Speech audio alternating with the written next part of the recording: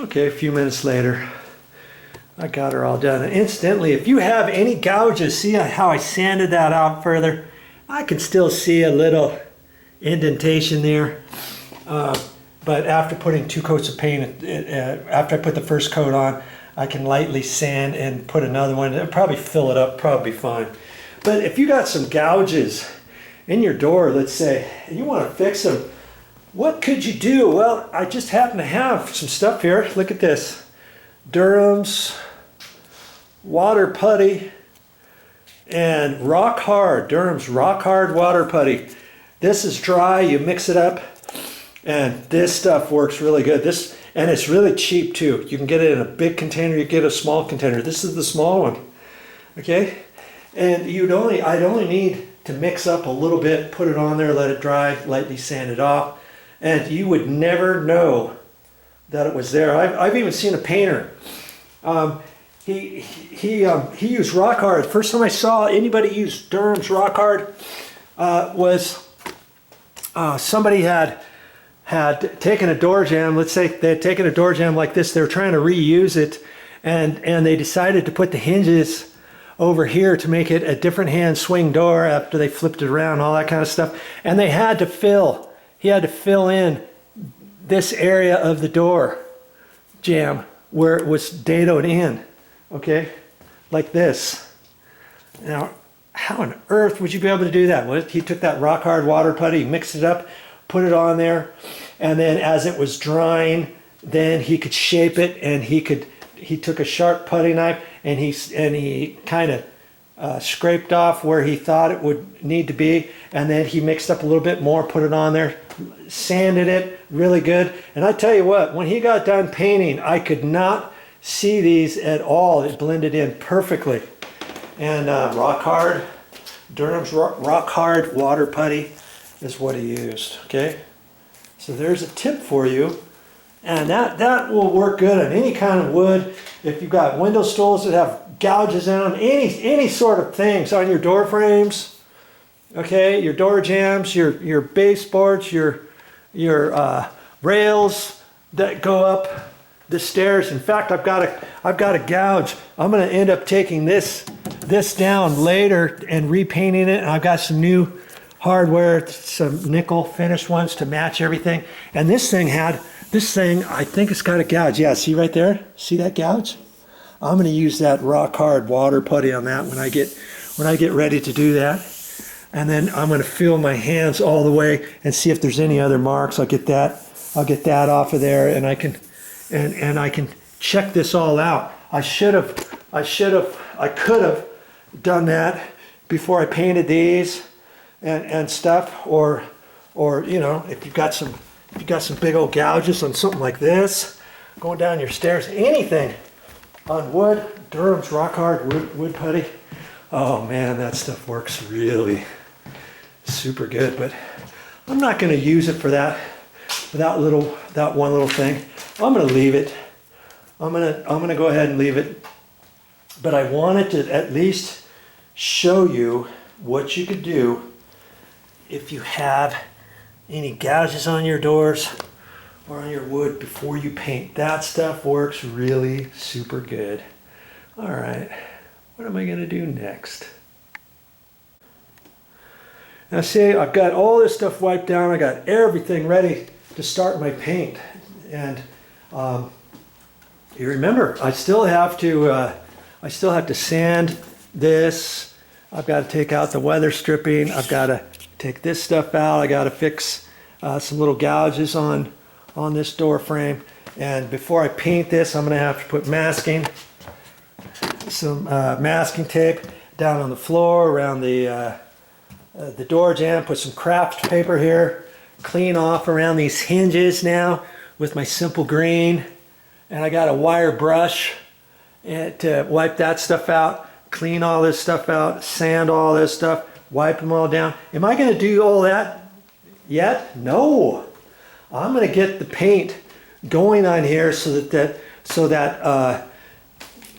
you know, I can do this in phases so that stuff can be drying over here while I'm waiting for these doors to dry after putting the first coat on, or See, the first thing I'm going to do is, remember, I'm going to hit these edges and anything that's dark. And see, I even sanded this top edge. See, I even sanded that all nice. And there's some wood showing there. I did that before, and I did that on the tops and the bottoms. You'd be surprised at all the stuff the last painter leaves for you and all that kind of stuff. And I run my fingers around this edge.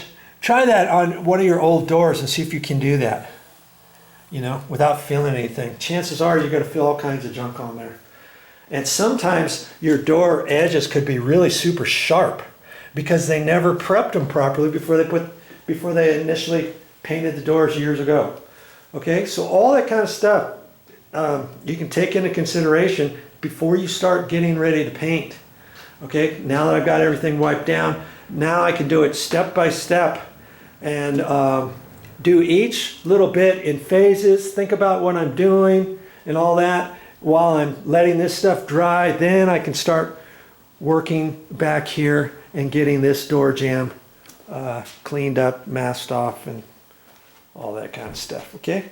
Remember, your project goes in phases. Just think about it and ask yourself, okay, what's the next step? What should I do next and next and next? And you'll learn as you go. That's just how it works.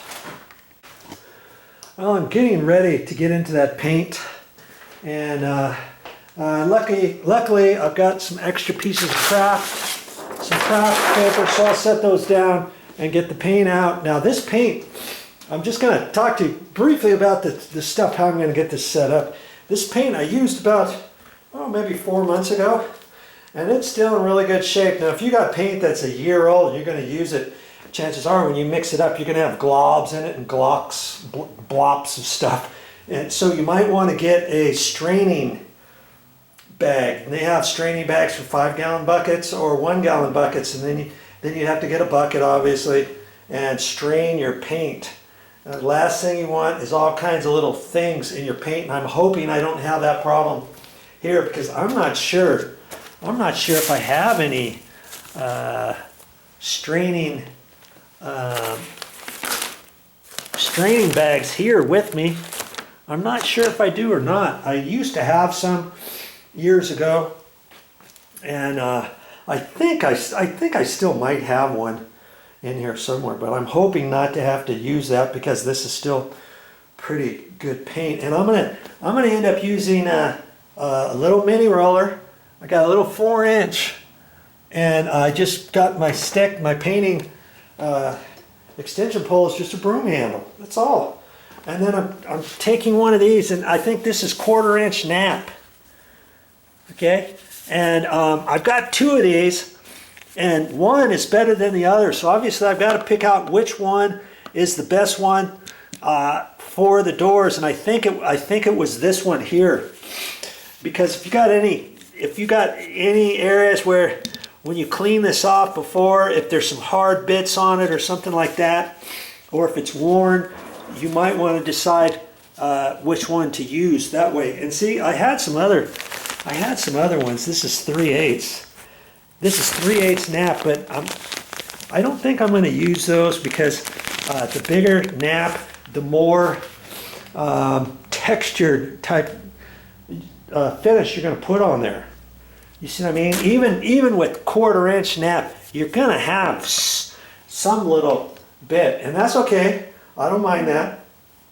And that's another reason why you don't want to get a paintbrush out and do anything with paintbrush marks.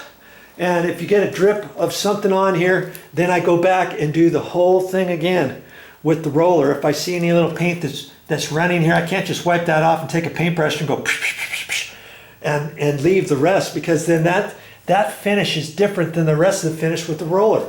And before I get the roller out, obviously I'm going to paint this area with a paintbrush, okay, and just blend it in all the way around, and then get my paintbrush for the other things, and then flip the door around, do the same thing, and then I can take a roller and do the rest. So see, everything has its sequence.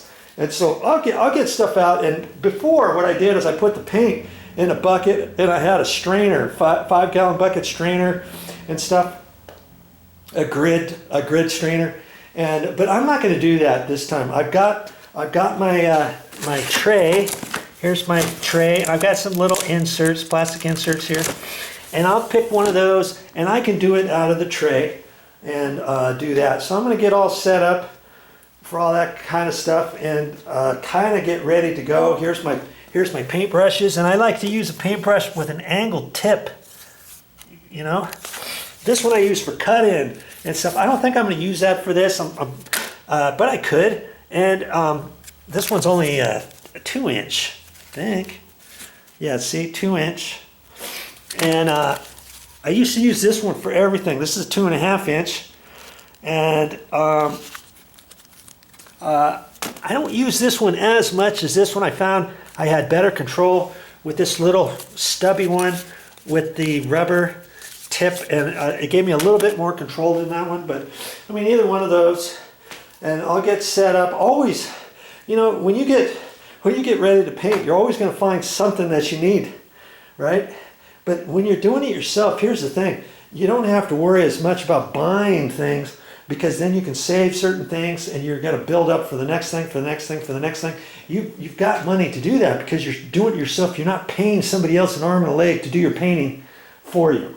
Because if you pay somebody else to do this door, guess what? Next time you need a door done, what are you going to do? You're going to call a painter and have them paint this door, you know, some other time, and next time you have something else that needs to be painted, you're going to bring somebody out there to do that. Every single time you do that, that's money out of your pockets. You just have to start learning how to do things yourself. The more you do, it's just the better you get. That's just how it works.